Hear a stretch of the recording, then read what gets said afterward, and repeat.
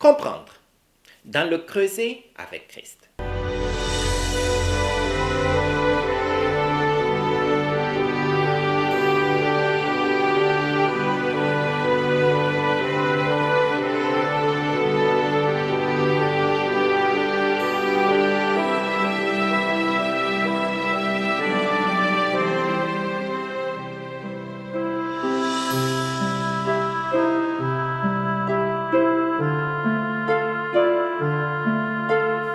Bienvenue à votre émission.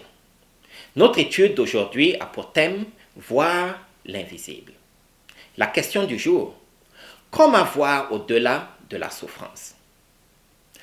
Horatio Spafford, riche avocat de Chicago au 19e siècle, avait une belle maison, une femme, 4 filles et un fils. Il était un fervent chrétien et un fidèle des Écritures. Il était également propriétaire de plusieurs biens immobiliers dans sa ville. Au moment où la vie semblait la plus belle pour eux, Spafford et son épouse Anna ont subi la perte tragique de leur jeune fils de 4 ans, emporté par la scarlatine. L'épreuve ne s'arrêta pas là. Le 8 octobre 1871, le grand incendie de Chicago détruit tous les biens immobiliers que possédait le brillant avocat. 2 ans après l'incident, Spafford prévoit un voyage en Europe pour prendre des vacances et récupérer des tragédies, mais aussi pour participer à une campagne d'évangélisation en Angleterre. Toutefois, au moment du départ, pour des raisons professionnelles, sa famille doit partir sans lui. Sa femme et ses filles embarquèrent donc dans le navire Ville du Havre pour l'Angleterre. Malheureusement, le 2 novembre 1873, leur bateau entra en collision avec un autre navire et coula en l'espace de 12 secondes. Madame Spafford voit ses 4 filles se noyer sous ses yeux, mais a réussi à s'accrocher à une planche. Arrivée au pays de Galles, elle enverra ce fameux télégramme à son époux, « Sauvé seul ». Le cœur lourd, Horatio embarque immédiatement sur un bateau pour rejoindre sa femme en Angleterre. Un soir de la traversée, le capitaine vient frapper à sa porte et lui dit « Monsieur, nous nous trouvons actuellement au-dessus du lieu où vos filles ont péri. » Malgré l'intensité du moment, Spafford trouva la force d'écrire ces mots désormais célèbres et repris dans le chant « Quel repos céleste !» À toi pour la mort et la vie, dans les jours mauvais, de chanter avec toi. Tout est bien, ma paix est infinie. Cher ami, je ne sais pas ce que tu traverses comme épreuve aujourd'hui, mais dans tes moments de doute, il est toujours possible par la foi en Dieu de trouver les moyens de regarder au-delà de la souffrance. Comment?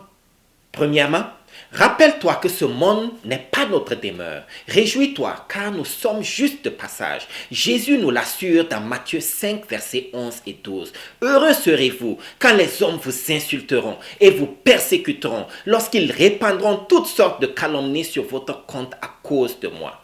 Oui, réjouissez-vous alors et soyez heureux, car une magnifique récompense vous attend dans les cieux, car vous serez ainsi comme les prophètes d'autrefois. Eux aussi ont été persécutés avant vous de la même manière.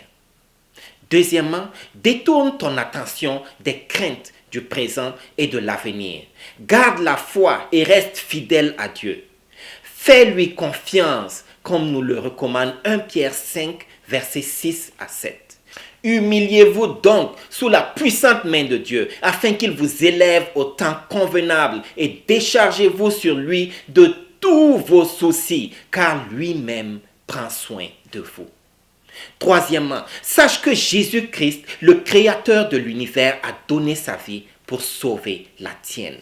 Dans Jean 14, versets 2 à 3, il nous fait cette promesse. Il y a plusieurs demeures dans la maison de mon Père. Si cela n'était pas, je vous l'aurais dit. Je vais vous préparer une place. Et lorsque je m'en serai allé et que je vous aurai préparé une place, je reviendrai et je vous prendrai avec moi, afin que là où je suis, vous y soyez aussi. Dans ces moments de souffrance, Horatio Spafford a choisi de ne pas regarder à tout ce qu'il a perdu, mais plutôt d'accepter les promesses de Dieu et de garder la foi. Par la grâce de Dieu, toi et moi pouvons aussi faire le même choix. Si donc tu souhaites accepter les promesses de salut que Jésus-Christ nous offre, joins-toi à moi pour la prière. Éternel notre Dieu et notre roi, nous te rendons grâce et te remercions pour tes bénédictions que tu ne cesses de déverser sur nous. Lorsque nous traversons des moments de souffrance, il est souvent difficile de sentir la manifestation de ton amour et l'intensité de ta grâce envers nous. Mais dans ces moments pénibles, Seigneur, aide-nous à garder la foi et à ne pas succomber aux tentations de l'ennemi. Qu'en toute chose, ton nom soit glorifié, car nous t'avons prié au nom de Jésus.